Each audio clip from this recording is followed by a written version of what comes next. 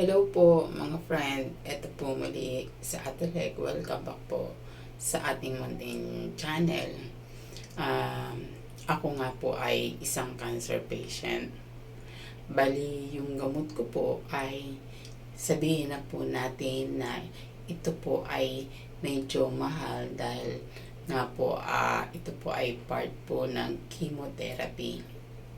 Ito po ay ini-inject sa akin at dahil nga po ito ay mahal, ay wala naman po akong kakayahan na tustusan ang aking pangangailangan sa aking gamot. Kaya ako po ay lumalapit sa ilang parte ng ating ahensya. Ang mga ahensya na ito ay tulad ng DSWD. Diyan po ako lumalapit sa PCSO. Lumalapit po din ako dyan. Nagbibigay po sila ng GL at sa Office of the President. Ito po ay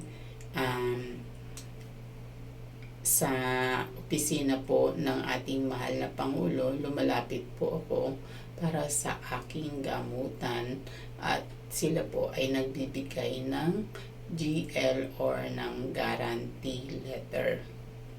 Yang tatlo na po yan ang nilalapitan ko para maipagpatuloy ko po ang aking gamutan sa cancer. Kasi nga sabihin na po natin at aaminin ko po, mahal po ang mga gamot at gastusin sa pagpapagamot or sa treatment sa cancer. Kaya bilang cancer patient, kailangan ko po lumapit sa mga ahensya ng ating government or ng gobyerno. Ito nga po yung tatlong nabanggit ko, ang DSWD, ang PCSO, at ang Office of the President.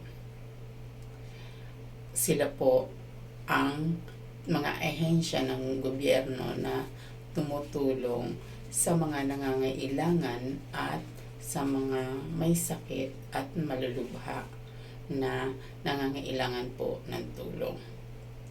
Yan lang po, ibinahagi ko po sa inyo ang ilang ahensya ng ating pamahalaan o ng ating gobyerno kung saan po pwedeng humingi ng tulong. Maraming salamat po sa inyong lahat. Ito po muli sa Ateleg. Mag-iingat po tayong lahat palagi.